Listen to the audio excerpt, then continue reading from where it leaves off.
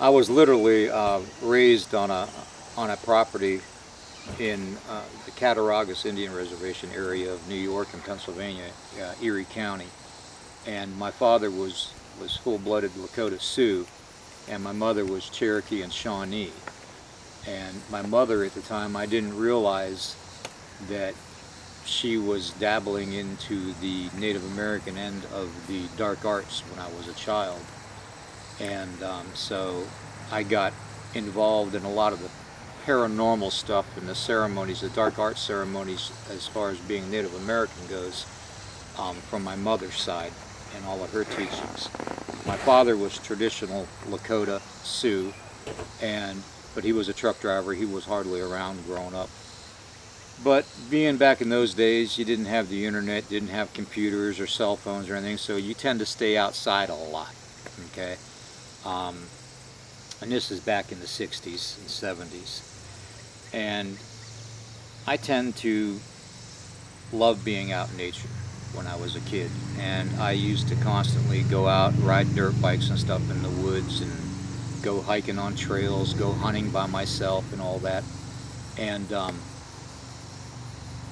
first time I actually was told about the forest people, my father and I were sitting at the kitchen table, and it was about midnight. He had just gotten home from long haul to the West Coast.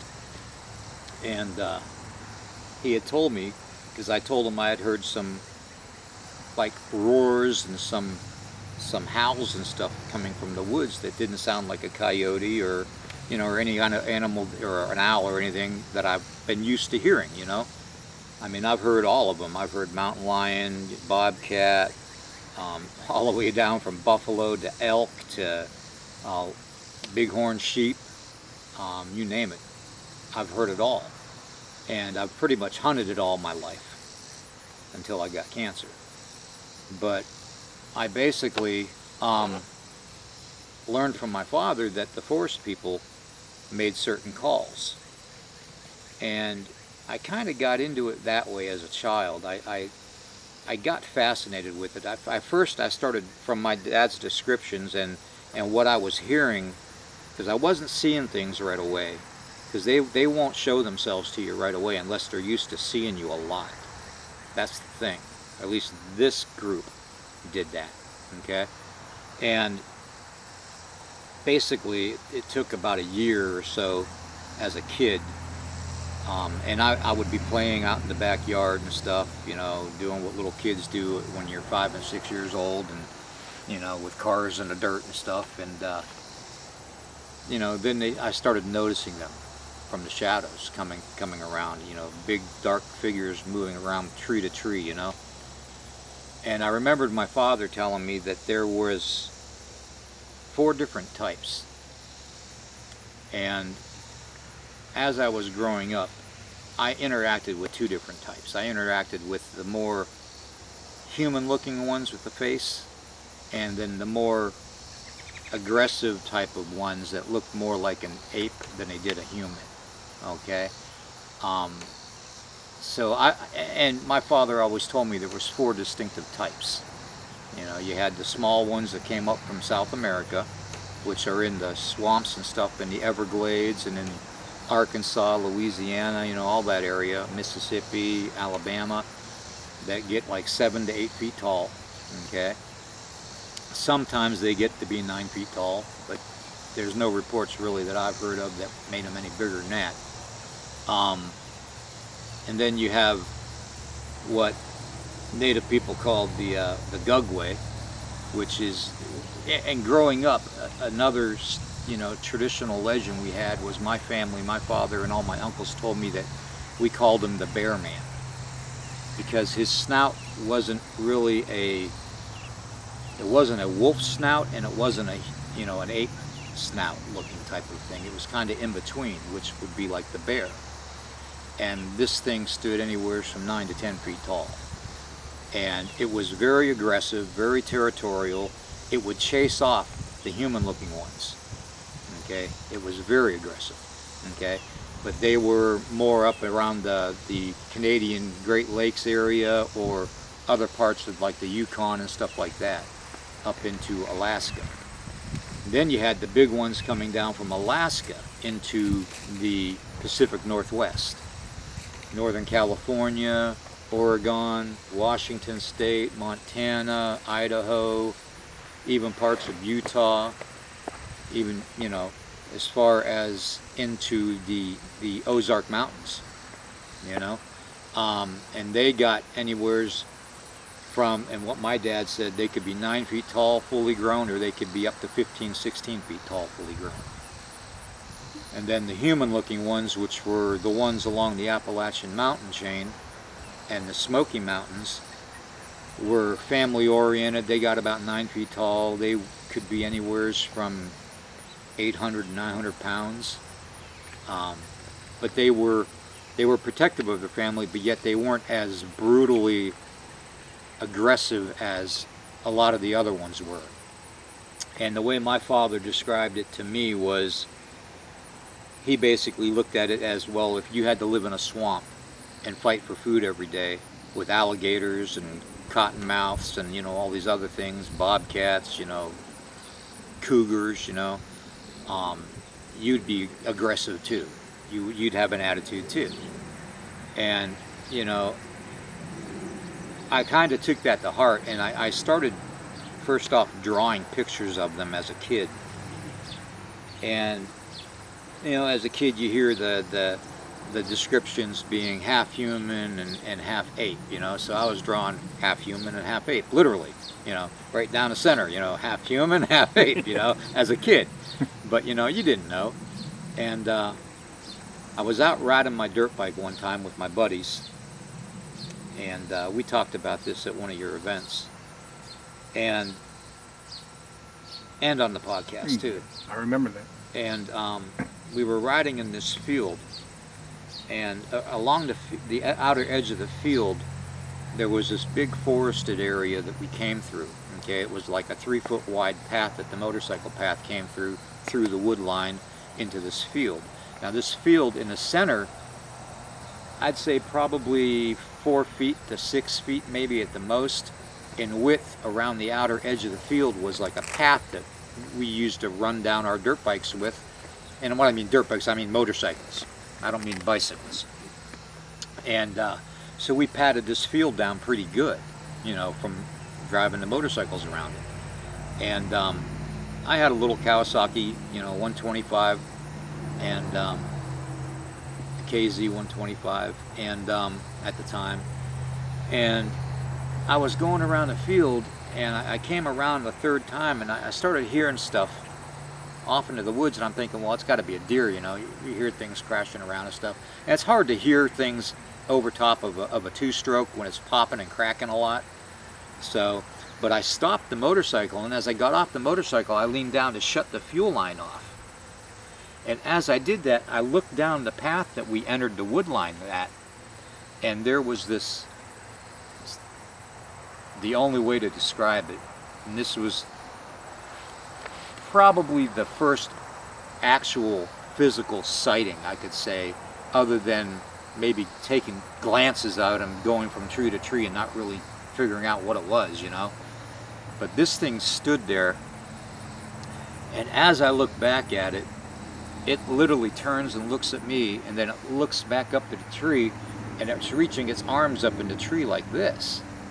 And I'm thinking, well, what is it doing, you know? And it was springtime, so I mean the leaves are on the tree and stuff, and just down the path from there is a wild grape growth, you know, where wild grapes are growing. And we used to go there and literally pick grapes right next to these things, you know. And there I go, calling them a thing again when I should call them forest people. But at the time, you know, being Native American, you're taught to you have to teach, you know, treat everything with respect, you know, have a respect and walk with reverence for everything, you know, respect for everything, including the forest people, okay?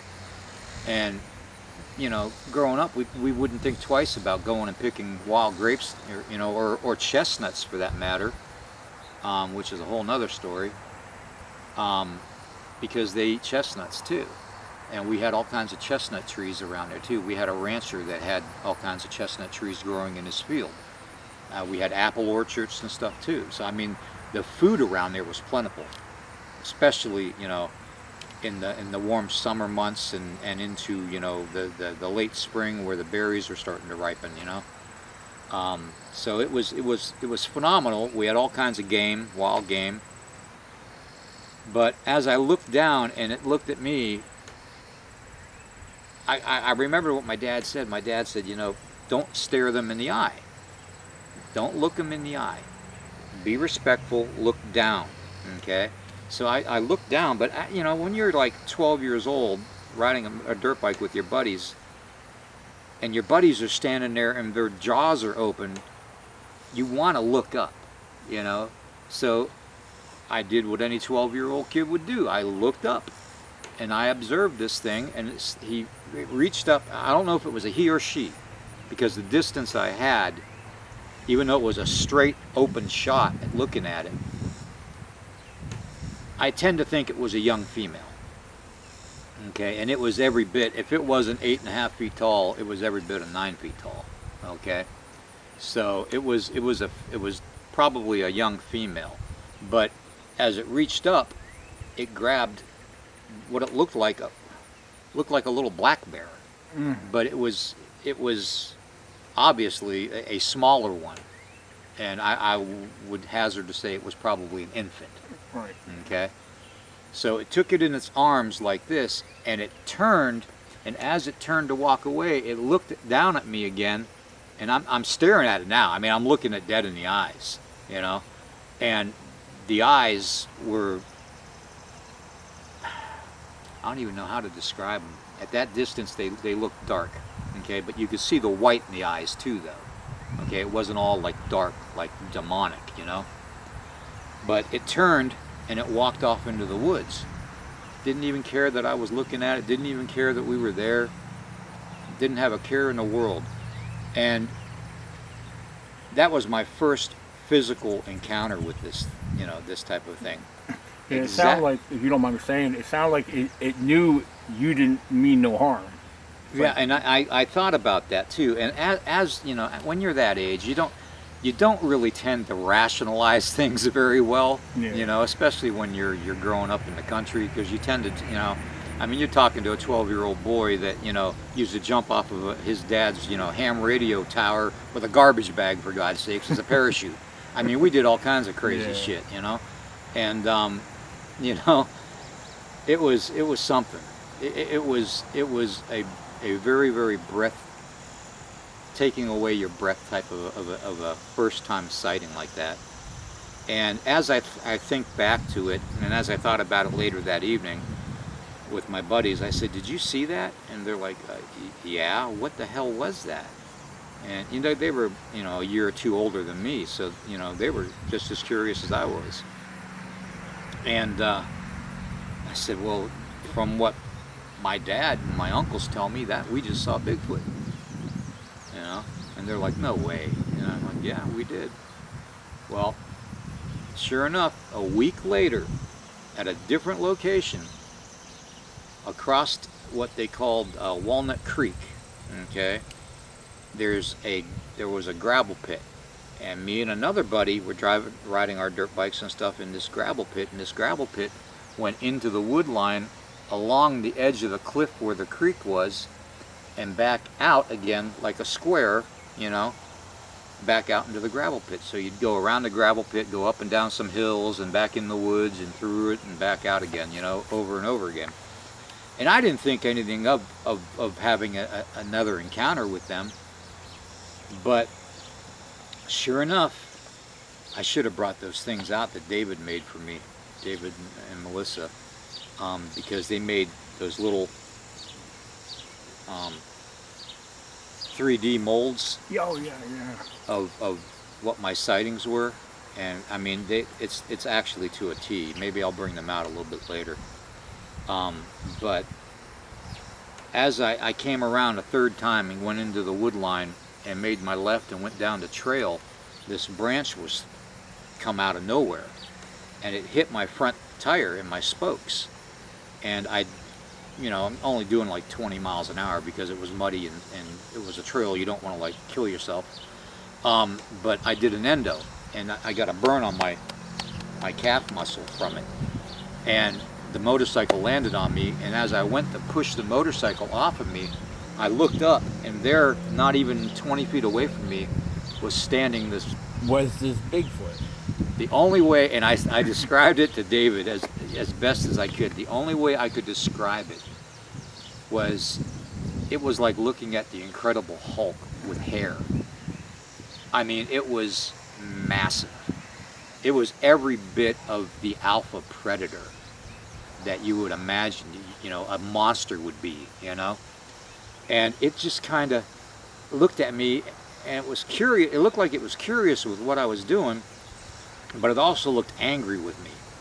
And it went, you know, like that, you know, like disgusted, you know, like your dad would get, you know, if he did something wrong and he got disgusted with you, or you said something stupid, you know. He kind of did that to me, but then he had a smirk on his face. And I'm thinking to myself, you son of a, you know, I mean, here I am, got a motorcycle, you know, laying on top of me, and whatever you are, you're smirking at me. And it's a human emotion. And the more I looked at it, the more his face actually didn't look apish. It looked more human, but it had hair, you know, full beard, you know, mustache, you know. The jaw was really pronounced, okay? But its head, there was no neck. It was solid muscle. I mean, it was like muscle, shoulders, you know what I mean? It was massive, okay? So, anyways, I look around, and I got the motorcycle off of me. I look around, and there was a smaller one off to the side over, you know, about probably 20, 30 yards away, and there was a doe laying down. Well, the doe must have been scared. Either that, or they had some way of immobilizing the doe so they could grab it. And every now and then we've heard reports of like deers being found with their heads ripped off, you know, and you wouldn't think, you know, we'd chalk it up to poachers, you know. But why would a poacher just take the head and leave the body there? And you would find these bodies actually up in a crook of a tree, hanging upside down, so the blood would drain out of them. It was like something with intelligence was putting these deer up in the tree, you know. And we'd find them every spring. And yeah, the strangest thing, or what I find odd, on 3 different occasions in my main research area, I have seen the carcasses or the remains, the full skeletal remains of a deer. Well, on the front of their skull, their snout on the boat, it would be ripped off. Mm-hmm. I found that on 3 different occasions. Yeah. Somebody told me that could be mountain lion doing that. Well, it could be, but mountain lion, and this is from my interactions with mountain lions, and I've had that too because I've done mountain lion hunts. They tend to go and attack you from behind, and they go for the back of your head and your neck. They don't go for your face. Bigger cats than mountain lions probably would, like an African lion or something along that lines. But as far as I've ever heard, mountain lions are always they go for your first off, they're going to attack you from above or behind. That's the only time they're going to attack you. They're not going to take you on head on unless they're protecting their you know, their kits, you know, their young, and it's a mother mountain lion. So that's when they're going to come at you from the front to scare you off. But yeah, seeing that, you know, over the years, you know, from hunting and stuff, just kind of, you know, gave you an uneasy feeling, you know, that if something was doing that, you know, what could it do to a human, you know? And anyways, to finish that story up, I got on the motorcycle, and it just stood there watching me. And I mean, it was literally, it probably, if it wanted to, it could have grabbed me off that motorcycle and carried me off without a problem. But it didn't, okay? And looking at its eyes and just the human emotion in its face, from the reactions of seeing this dumbass kid, you know, basically do an endo. I mean, to him it was humorous, you know, but he was also pissed off because I realized I interrupted his hunting. He was hunting the doe, and my loud ass dirt bike going through the trails, probably screwed everything up. There was probably even more deer there than just the one. So I probably screwed everything up for him, and that's why he threw the branch at me. That's the only bad situation I've ever had with them growing up. Okay? And I mean, it let me pick my motorcycle up, it let me start my motorcycle back up, and it let me get out of there. Didn't try to harm me whatsoever, you know, and that was it for a while. Real quick, what state did this take place in? This was in New York. In New York, okay. Yeah, this was around Genesee River, because the Genesee River Regatta was a big thing up in New York, Cattaraugus area of New York, Jamestown, New York area. Erie County bordered it in Pennsylvania, and the majority of my encounters were in Erie County, Pennsylvania. And you know, it just snowballed from there. And I got such a fascination from those first two encounters that I got into it. And I couldn't get enough of it, you know. I was already in love with being out in the wilderness, you know, and camping and hunting and stuff, so why not look for a monster, you know? You know, and the more I talked to my uncles and my dad, you know, about these things, I learned about other things. And, you know, there's more than just Bigfoot out there. You know, there's more than just the 4 types of Bigfoot out there, is what I was told. There is, and you know, I'm actually an ordained minister for the Native American Church, so I grew up doing the ceremonies and stuff along with the dark magic and all that too, that my mother was teaching me as a child, all the way up till I was like 14 years old. And so I know a lot about the supernatural aspect of things, you know, the paranormal aspect of things, through ceremonies, through incantations, you name it, even manifestation through prayer. Those are just all part of the culture, you know, when you're growing up.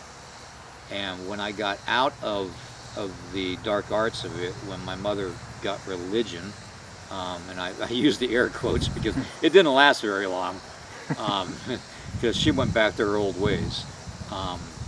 But, you know, you learn a lot, you know. And recently, with what I've been battling with the cancers and stuff, and having the near-death experience and all that, I've come to realize that everything is connected. You know, when Native American people talk about the web of life and how everything's connected, and what we do to the web, we do to ourselves, you know, which is a Chief Seattle saying. You know, it's like the teachings of the medicine wheel. You know, we have this medicine wheel that we use for, you know, some of us use it for vision quests, some of us use it for personal protections, you know. Certain designs represent protection to Native Americans. The medicine wheel basically is a cross inside a hoop, and its representation represents the 4 directions of the wind: the north, the south, the east, the west. It represents the spring, which basically starts out as the seed in the top right corner of it, and then the bottom quarter section of it is the young tree, the sapling. The next tree over is the adult tree, and then the top left section, the quarter of the medicine wheel, represents the aged tree, which drops its seed, and the cycle repeats itself. Okay? Well, when you're young, elders tend to give you a starting position on this medicine wheel to start your journey. North would be abundance. The white buffalo would be the medicine animal representing it. It's different for every native culture, but some of them tend to be the same. You know, different colors are associated with it, with white is north, black is west, red would be south, yellow would be east because of the sunrise. You know, so I mean, they give you a starting point, and in your spiritual path.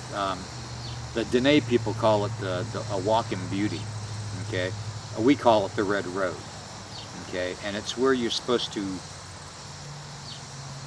seek your medicines, your spiritual medicine.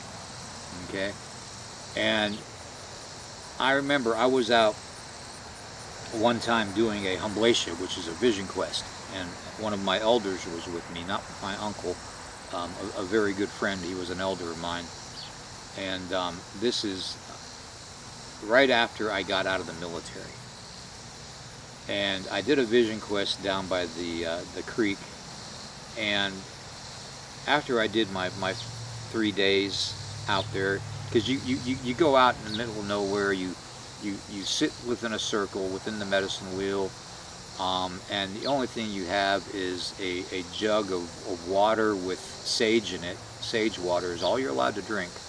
And I used to, my family in particular, we would put twigs in between our fingers and in between our toes to kind of make us suffer a little bit for the vision. Okay, and the whole time you're there, you go without eating. Okay, you don't eat any food. And when I had my vision and stuff, it was the vision of a red-tailed hawk coming over, and it was dropping feathers down to me. And as I had this vision on my 3rd day, I was told to stand up and walk into the water, and my elder was standing there watching me. And he was curious to see what I was doing, so he said he was just standing there watching. And he heard some movement within the wood line. And the woods, I mean, it's just like, here with the darkness of the trees, you can't really see inside it, but you can actually see if something was darker standing there, you would see it. You know what I'm talking about? Oh, yeah. Darker than the dark. Okay. Well, he basically described this tall, at least 9 foot tall being standing within the shadows of the tree line. And I went out into the water, and something told me, look down at your feet. And I looked down at my feet, and there was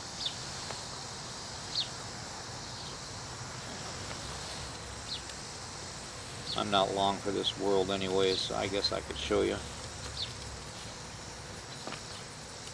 This is my medicine bag. I usually wear it around my neck, but here lately it tends to choke me because of the cancer.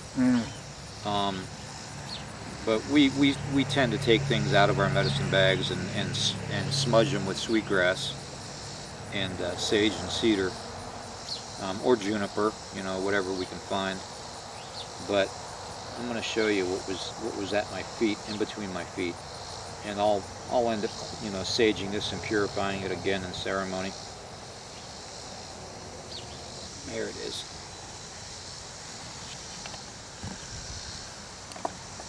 That was at my feet. Wow. Okay. That's pretty cool. Yeah, and it is not an arrowhead. It is literally a spearhead. And like I said, I'll clean that up, and I gotta smudge all this anyways with sweetgrass and cedar. I've even got my coyote claws and stuff in them from coyote hunts. But all this stuff gets taken out every now and then and gets purified with sweetgrass and cedar. And so I'll be doing that tonight. But yeah, that was between my feet after doing the Humblatia, the vision quest. And to find something like that is just amazing, And I looked over into the tree line where my elder was telling me to look, and sure enough, there he was standing there, the big guy, the one that actually threw the branch at me and smirked at me. He was standing there watching me. Wow. So, it was like, it was one of those, it was like an aha moment, see, you respected us enough to leave the area, and you interacted with us and you gifted us so much over the years that, you're going to get gifted back. And that's what he did. He literally just decided to gift me back, you know. And that's what they do, you know. And there's a majority of people out there that will tell you that interactions with them have been terrible, you know, have been horrific, you know, very fearful. But then again, the majority of the encounters that I hear that are aggressive in nature are only because it's coming from hunters, or it's coming from somebody that's in the woods doing something they shouldn't be doing. You know, moonshining, ginseng hunters. You know, they're stumbling upon their living room. They're stumbling upon their hunting grounds, and they are very protective of family. So that's why they're aggressive and they bluff charge you. You know, I've never been bluff charged. They've always accepted me. Okay. But over the years, you know, I've had different interactions with different ones, and I've always had a connection with that one. You know, that one that always smirked at me. I've always known him to be around me. And the way my father described it to me was, when you stare at them, in their eyes, they make that bond, that supernatural bond with you, that spiritual bond with you. And they imprint on you that you're their family, if you didn't harm them or offend them in any way. Well, I didn't. I was a kid, you know, I didn't know any better. So, well, I did, not to stare at them, but, you know, I broke my dad's rule. But every now and then, I don't know how long they live. I don't know if they have the life duration of a human or if they live longer. But I interacted with him for the first 30-some years of my life growing up. I'm 60 years old, you know, and you know, that was a big part of my life. Yeah. Now you're talking about their lifespan. In a way, the way I like to look at it and think about it is, you would almost want to think that they would live just as long, or if not longer than us, for the very fact that they're not exposed to all the processed chemicals that we have in our foods today. Here's the thing. They're all natural. Here's the thing too, Dan. The one thing that, and I say this all the time on podcasts, that the one thing that we told all the foreign people, all the immigrants coming here when this was our lands, was we warned them about these things. We warned them about the supernatural things that were here, the spiritual things that were here, the wicked things that were here. They didn't believe us. Now all of a sudden everybody's seeing them.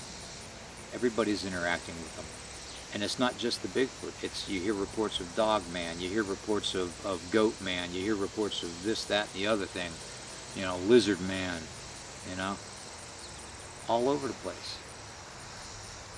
Now, I have a theory about that, and it's kind of a wow, kick you in the butt kind of a theory, but you know what?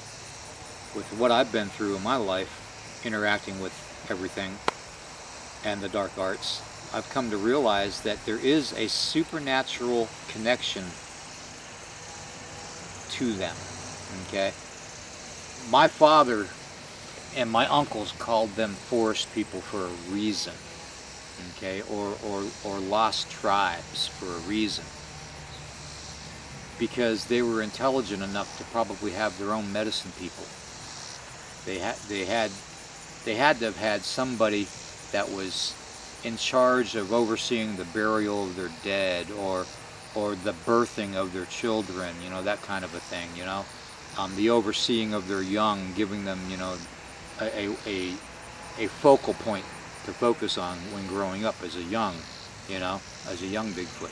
And the reason I say that is, in our own cultures, Native American cultures, medicine men, me being a Wachashawakan, you know, we would go out in the middle of nowhere for durations of time with just the clothes on our back and maybe a knife, you know, and we would live off the land and do that for an indefinite period of time. I mean, there's been accounts of medicine people being out there for 3, 4, 5, 6 years and coming back to their tribes looking like wild men. You know? So why wouldn't they have somebody like that? I've always been a big believer in that a lot of the stick structures that you see, they learn that from us, okay? But I actually realized over my 60 years of interacting with this type of a being, that there's more to it than just the physical flesh and blood and the stick structures. Those have meaning, okay? The bigger the teepee structure, the bigger the family unit, okay? The smaller teepee structures, if they're not made by human, which you'll be able to tell the difference because humans aren't the smartest animals on the planet, okay? When you're dealing with them, you're going to see a lot of interwoven stuff. Oh yeah, I have come across that. With different species of trees and limbs combined and twisted. Exactly.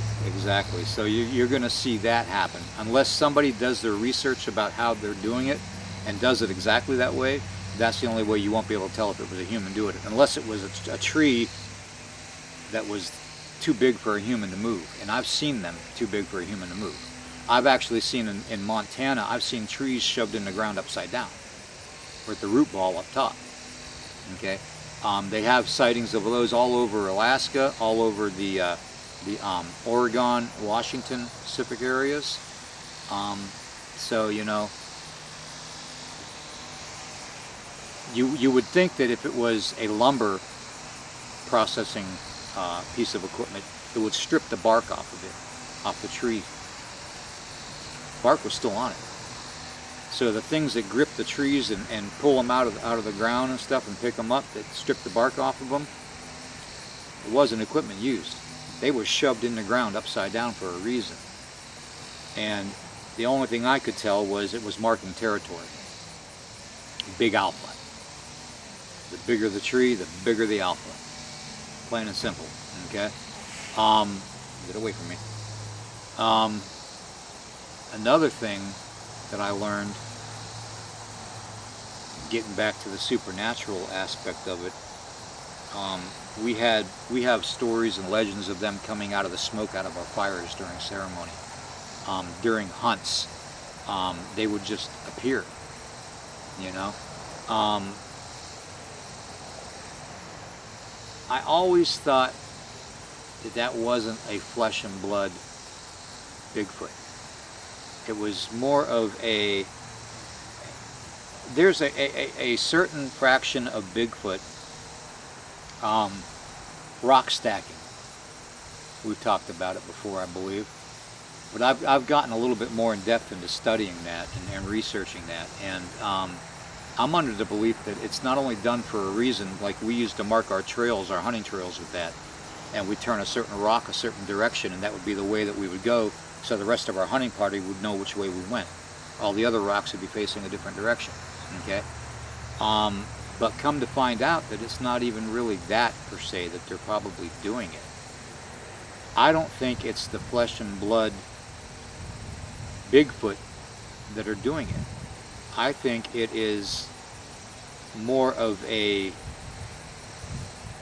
is going to sound crazy, okay, but you got to understand, coming from a Native American, it's not, because we deal with the spiritual and the physical, okay, both of them. You can't have, in a world that's based off of duality, you can't have negative without a positive, right? Okay, you can't have black without white, you know, you can't have dark without light, you know. It's a duality world. Same thing with wildlife, okay? And they're just as much a part of the wildlife and people on this planet as we are, and as the deer are, and as a pack of wolves are, okay? When you're dealing with a pack of wolves, you're going to find the alpha way in the back. He's not going to be out front. What's going to be out front are the elders, because they're the wise ones. They're the ones that know the path. They're the ones that know where the game is. They're the ones that know where not to go, you know. And then in the center of the pack, you're going to have the young wolves, the ones that are learning. They're learning from the elders, okay. It's the same thing with wildlife all around us. You can hear it with the birds. You know, you'll see robins teaching their young how to hunt for worms, you know, and how to get bugs, you know. You'll see young woodpeckers being told by mama woodpecker, go to that tree and start knocking on it, you know, get the ants off the bark. And they do it, you know. The young always learn from the elders. Same with Native Americans. So why wouldn't it be the same with Bigfoot? Okay? Whenever you have an encounter with Bigfoot families, you're going to deal with an elder first. Then you're going to deal with the young. And then in the back of the pack is going to be that alpha overseeing his family unit, making sure they're safe. And if they're not safe, he's going to rip you a new one. Same setup with the wolves. Same setup with deer. Same setup with elk. Elk are the same way. You know, a mama bear. Same setup with mama bear when it comes to her cubs. Cubs are going to learn from mama, the elder. That's the way it is, and that's the way this world is supposed to work. Okay. Just as much as our kids are supposed to learn from us. Okay, as the elders.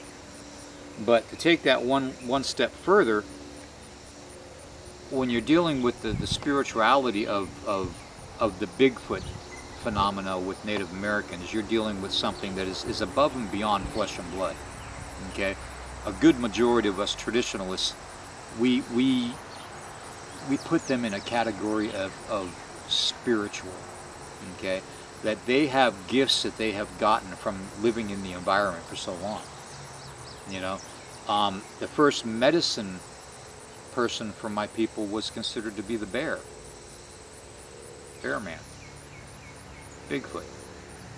Okay, Gugway maybe, you know, you never know. But being bear, we realized that bear was the first medicine man for our people because it would stand on two legs, and it would know what bark to eat for its ailments, what pine cones to eat, or plants and berries to eat that weren't going to poison it. You know, it knew what to heal itself with. It would lean up against a tree if its middle of its back was itching, and you know, and the old tree rub. I mean, we've all, you know, you've had to have seen bear rubs. Oh yeah. You know, all over the place. So you know, it's just, it's the way things are. It's the way this world was designed, with them especially. Okay, so getting back to the spiritual aspect of it, when you see a rock stack, I'll take a left here first. When you're dealing with a Bigfoot or any cryptid encounter that has red glowing eyes, and I'm talking the self-illuminated eye shine, okay, like reports of Mothman, okay, that are seen around West Virginia. And Chicago and all the other, San Francisco, it's been spotted on the Bay Bridge. When you're dealing with that kind of eye shine, you're dealing with something supernatural. That's not internal illumination, because it literally takes a flash bulb for humans to have a red shine to their eyes in pictures. It'd be the same thing with them. Okay, I think it's more of a supernatural being. I don't think what we're looking at when we see red eye shine is flesh and blood. I think we're seeing supernatural. And I'll take that one step further. These rock stacks that everybody's seeing and everybody's reporting seeing,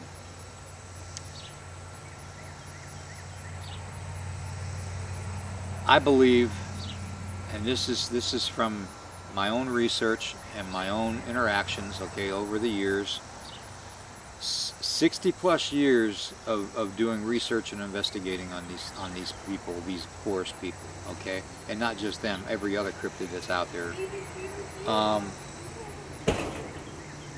I believe that they're representations of the Tower of Babel. And I believe that some of these sightings with the red glowing eyes are a representation of the Nephilim spirit, the original giants of this land, that were supposedly drowned off and killed off by the flood. The flood, you know, the Noah flood.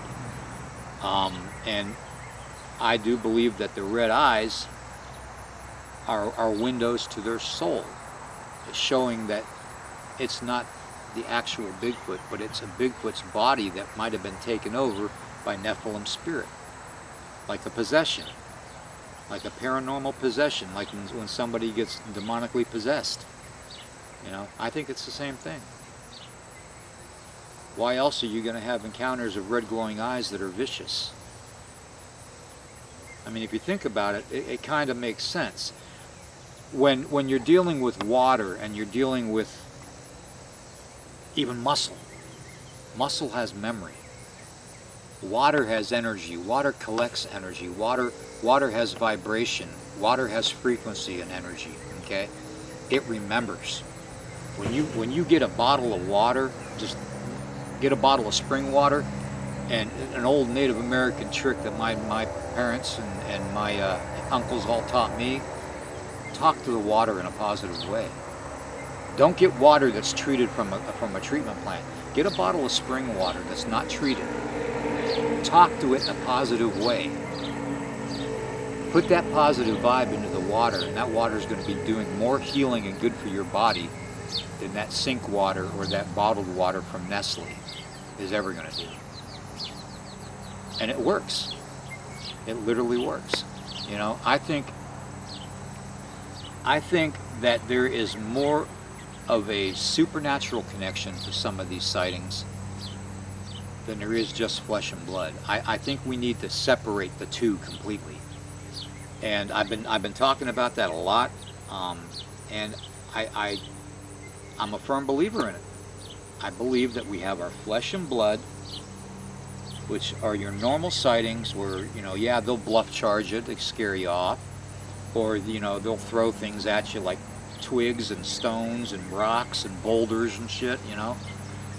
But then you have your sightings at nighttime where they have red glowing eyes, and some people will say, oh, it's because they live in caves and they're nocturnal and they have the eyes shine different, you know. I don't believe that. But what I will tell you, though, is that they bury their dead in caves, and they also bury their dead in water, because water is life. And if they're smart enough to know that, we should be smart enough to know that. And that's why I said that about water, talking to water positively. They know that. They know that water is a collective source of energy. It's not only refreshing, but it's rejuvenating. Okay, it will retain memory. Mm-hmm. Okay, when you have thunderstorms during a paranormal investigation, what happens? Energy level spikes. Equipment goes haywire. You get EVPs and all kinds of interaction. When it rains and it thunderstorms, it even multiplies even more.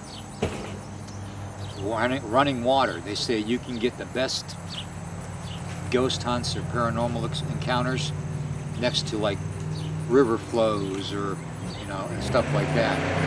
Underground streams, artesian wells underneath homes and stuff and buildings, you know. The best activity is around water. Why? Because water is a collective source of energy. It's a vibrational force. It's a force that constantly is changing and adapting, and it's also the most vital resource to have in this world, because without it nothing survives. And the reason I make that connection with the Nephilim spirit with the red eyes and the rock stacking is because it's usually around water. They're just, it's memory. It's not their memory, but it's a distant memory. You know what I mean? Right. It's like muscle memory. Okay? They're putting these rock stacks together because it means something to them. They don't quite know yet, because they're the offspring of, you know, whatever back in the day. Okay? I'm not saying that they're Nephilim, but they have a part of them that might be. There have been reports of six-fingered giants, 2 rows of teeth, throughout history. There was Native American tribal nation. In fact, the Rockefellers bought the island that they lived on and turned a home where one of the sacrificial altars were that this race of Native American giants was 7 to 8 feet tall. They were said to have 2 rows of teeth. They were said to have 6 fingers. Why couldn't that be Nephilim? Or at least an off branch of Nephilim from the giants, the days of the giants in the Bible. So, you know, maybe, just maybe, somewhere genealogically wise, not all the Bigfoot may be, but some portion of them may be, and maybe the ones with the red eyes are the ones that have that Nephilim spirit. Maybe that's the supernatural connection. I've been studying it a long time, but we have to remember, though, we have to keep our flesh and blood separate from the spiritual. We have to. Mothman's not a flesh and blood creature. Mothman is a supernatural entity. Okay. It can, if it's anything, you know, there's been reports it could be interdimensional and all that. That's fine. But I'm a firm believer that the way old text, the Anunnaki text, the Mahabharatras, the Copper Scrolls, the Emerald Tablets, I've read them all. The 88 missing books of the Bible. I mean, I've read them all. I've studied them all, and every one of them describes a different type of a biblical history. Okay, more of a conglomerated of the spiritual, supernatural, and the flesh and blood. And again, it goes back to that whole duality thing. I don't think you can have one without the other. I really don't. If you could have one without the other, then a lot of these ghost hunters would be out of a hobby. You know, because then ghosts aren't real. You know? Now, talking about the spiritual sense, and you also brought up and mentioned energy, it's making me think about an experience that we had at our last camp out. Me and David both witnessed it. David spotted it first. We were during one of our night hikes, actually headed back towards the camp. And now, I'll back up a little bit. What I'm going to be talking about or asking about is lights in the woods, strange, odd lights. Now, with some of the way I described some of these to others, they said, oh, it looks like you saw orbs. Now, these lights, first set of lights I ever saw appeared to be like flashing stars in a cluster, you know, blue, a couple yellows, maybe a couple reds. Mm-hmm. Well, and then those were up in Pennsylvania.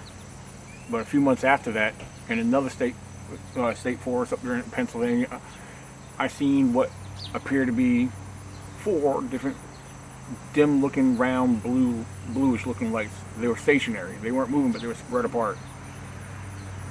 Recently, here in Virginia, which I never thought I would ever see anything in Virginia, because I've always heard weird stuff in Pennsylvania. Well, we see lights all the time in the sky here. Oh yeah, but this is in the forest. So David pointed out, he's like, Daniel, there's a light right here in the woods. And I step over, and there it is. It's probably a good 30, 40 yards or so out. This big, round, whitish looking light. It did not illuminate nothing around it. It did not project a beam like a flashlight. We seen it there for, you know, a good 2 to 3 seconds. And then all of a sudden, it dimmed out, but kind of fast. And we pulled out our thermals. Me and David both got real good thermals. Thinking, okay, if it was somebody with some type of light, we would have seen it. Right. We did not pick up no heat signatures, nothing over in that area. And it was just the strangest thing, but it was cool. It was exciting.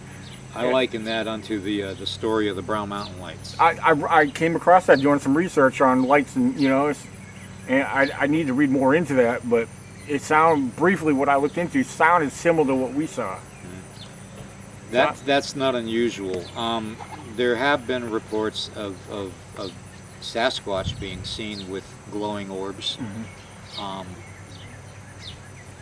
I've always been under the impression that we're not looking at something that is alien. I mean, that's how they, I guess that's the connection they tend to make with Bigfoot and UFOs. And that very well could be in certain parts of the country. I mean, who knows, you know? I have my whole theory on that too, and I'll get into that. But as far as the orbs go that are seen with Bigfoot, I've always been under the impression that we each have this energy field around us. Some people call them Nora. The Chinese call it Qi. Okay, it's an energy. Our bodies are made up of how much water? 70%. Again, water. That connection. Okay. So we have this energy field. We can manipulate that energy field. I've talked about it on a couple podcasts, you know, with the hand motions and the concentration and stuff, and how you can literally take your hands and you can feel that between your hands a warm ball literally forming in your hands. That's your energy. That's your self-illuming energy from your human body. Okay. Like I said, the Chinese call it Qi. It has to do with duality, the yin and the yang. Okay, again, you can't have one without the other. Okay, so I believe that instead of carrying all that energy with them, that they can manifest that energy into an orb. Okay, and that energy that we're seeing in that orb, next with whether a Bigfoot's carrying it under the arm or whether it's floating next to a Bigfoot, or in the vicinity of a Bigfoot, you know, I fully believe that might be their energy, their Qi. You know, it's just like the Brown Mountain Lights. They talk about how it was, you know, it's the Native American spirits looking for their ancestors that were missing. You know, and you know, we have reports of that all the time. I mean, people are seeing orbs in graveyards and cemeteries. You know, there have been reports of dogmen digging up graves in cemeteries. There's been reports of Bigfoot in cemeteries and graveyards. I mean, what's the odds on that?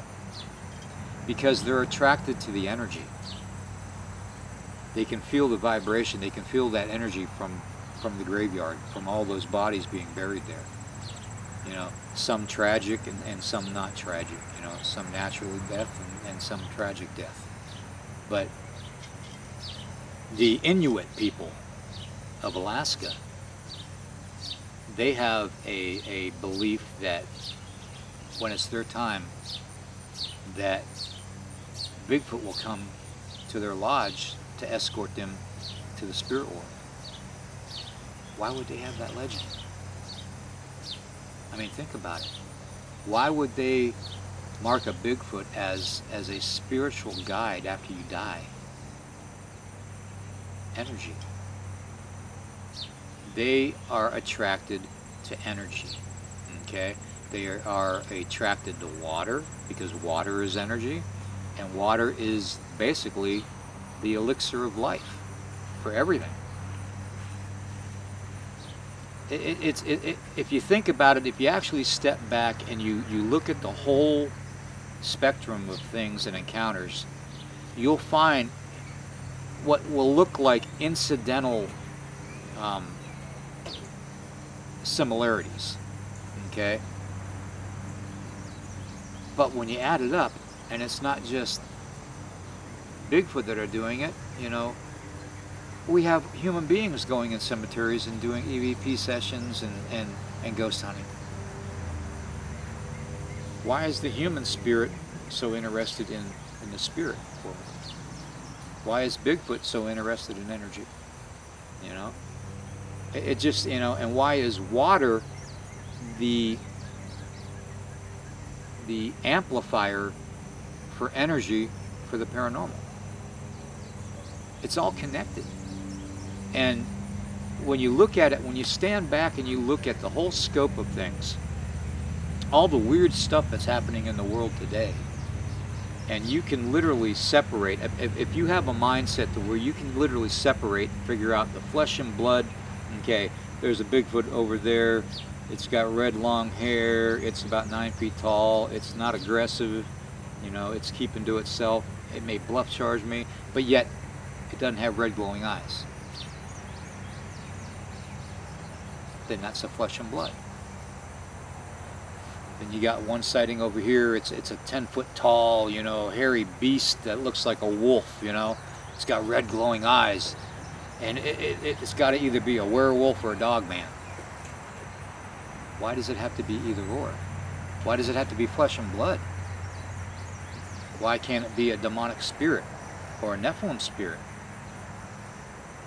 If you think back to ancient Egypt and you look at the hieroglyphics on the walls, what's Anubis? Yeah, dog. A dog man. Yeah. Okay. There are ancient maps. I've got them on my phone actually, that you can find them, and they show a big ape like Bigfoot and a dog man on the same mountaintop. Okay. They don't show it with red glowing eyes. There is a difference. And the sooner we realize as investigators and researchers that, you know, there's a definitive difference between these things. You know, a lot of these encounters, the aggressive encounters, especially with red glowing eyes, I don't believe they're a real Bigfoot. You know, we have in our culture, we have shapeshifters. That's one of the ceremonies I did when I was younger. You know, with the dark arts. Shape-shifting ceremonies. My own mother taught me, okay? I watched 3 sisters change into wolves in front of my eyes as a kid. And I'm not talking the wolves on 4 legs. I'm talking on 2 legs. Wow. Okay? And I'm talking bright yellow glowing eyes. Self-illuminated eyes. Because there is the evil possessing the bodies that makes the change in the ceremony. Okay? It happens. When we do shape-shifting ceremonies as Native people, we have to give something. Okay? We have to either give our blood, our sacrifice of something, our flesh offerings. It doesn't matter. It has to be something very, very sacred, very, very special. Okay? It has to be a part of us or a part of somebody we love, okay, or care about, okay. That's what makes that evil, that darkness connection, okay, to make us transform, to give us that supernatural ability. What's to say there's not that going on with the supernatural realm with them?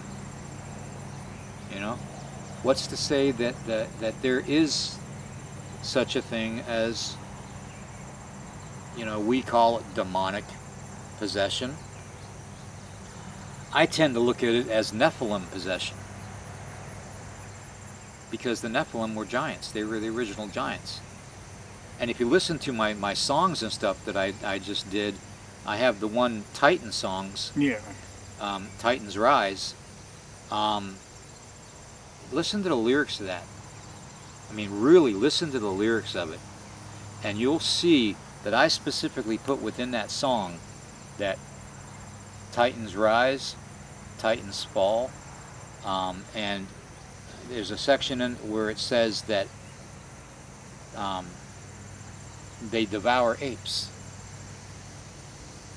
Okay, and I got that from the Bible, because the Book of Enoch and several in the Book of Giants talks about how the Nephilim ate humans. Well, I believe that in biblical times we weren't that different from like the Planet of the Apes. We might have been, you know, the Bigfoot, you know, a different species, a smaller species, you know, the 7-foot tall species, and these Nephilim giants were eating humans at the time. That's why the Creator flooded the world, you know, and got rid of them.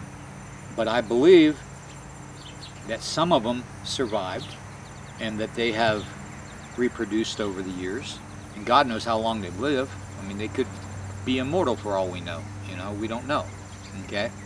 And if that's the case, I also believe that the way the supernatural realm is set up, that it's layers. It's layers upon layers, okay? And even the Bible talks about the different levels of heaven, okay? Why would we have a saying called seventh heaven? You know, or cloud 9? Where did those sayings come from? Right, yeah.